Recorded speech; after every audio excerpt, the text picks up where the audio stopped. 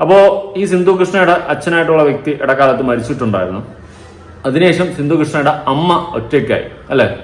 അവര് ഒറ്റയ്ക്കൊരു വീട്ടിലായ അവസ്ഥയിലാണ്.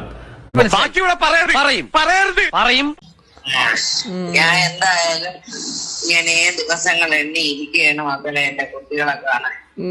കാരണം എനിക്ക് ആരുമില്ല. ആ സ്ത്രീ അത് നിന്റെ അമ്മ തന്നെയാണോടാ? എല്ലാ മക്കളെ എന്തായാലും നല്ലതിന്റെ അപ്പൂപ്പം പോയി അന്ന് തൊട്ട് ഞാൻ ഒറ്റയ്ക്കായി. അല്ല മക്കളെ, നിങ്ങള് വന്ന് നിങ്ങളെയൊക്കെ കാണുമ്പോ ഒരുപക്ഷെ എന്റെ വീട്ടിൽ നോക്കി കുറഞ്ഞു കിട്ടുമെന്ന്, കുഞ്ഞുങ്ങളെ കാണുമ്പോ കുറഞ്ഞു കിട്ടുമെന്ന് ഞാൻ വിചാരിക്കുന്നു. മോന്റെ പ്രവൃത്തികൾക്കെല്ലാം ദൈവം അറിഞ്ഞു കൊടുക്കും. മതി, എനിക്കത് മതി. അമ്മ കൂടി അതിനു വേണ്ടി പ്രാർത്ഥിച്ച വരുമ്പോഴത്തേക്ക് എല്ലാം ശരിയാവും. അമ്മൂമ്മ വിഷമിക്കണ്ട. ഓക്കെ, എന്തായാലും കുഞ്ഞിനെ കാണാൻ നോക്ക്. കാത്തിരുന്ന് പോയടാ. മോശമായി പോട്ടോ. അതെ, ഭയങ്കര മോശമായി പോയി. ചിരിച്ച് നന്നായിട്ടിരുന്നാലല്ലേ. എനിക്ക് അമ്മൂമ്മ ആദ്യം കരയാതെ ചിരിച്ചിരിക്കുക, അതാവുമ്പോ നമുക്കും സന്തോഷാവും കേട്ടാ. ഇനി അമ്മൂമ്മ മിന്നണ സാരി എടുത്തോണ്ട് മൂക്ക് കണ്ണാടി വെച്ച് ചന്തി കുലുക്കി നടന്നോണ്ടൊന്നും അന്തസ് കിട്ടില്ലടി.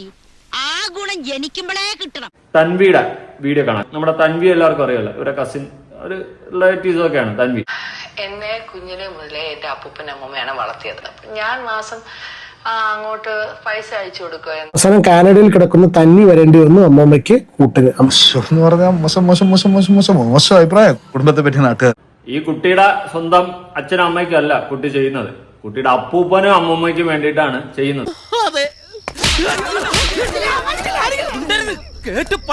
സിന്ധു കൃഷ്ണയുടെ കമന്റ് ബോക്സിലോട്ടൊന്ന് പോവാ. കണ്ടോ, നിങ്ങളുടെ അമ്മ എവിടെ? അറ്റ്ലീസ്റ്റ് കുറച്ച് ടൈം അവരുടെ കൂടെ സ്പെൻഡ് ചെയ്തൂടെ? Go and take good care of your mother. ഞാൻ മുഖസ്തുതി പറയാന്ന് വിചാരിക്കരുത്. നീ ജന്മത്തെ നന്നാവില്ല. Thank you father.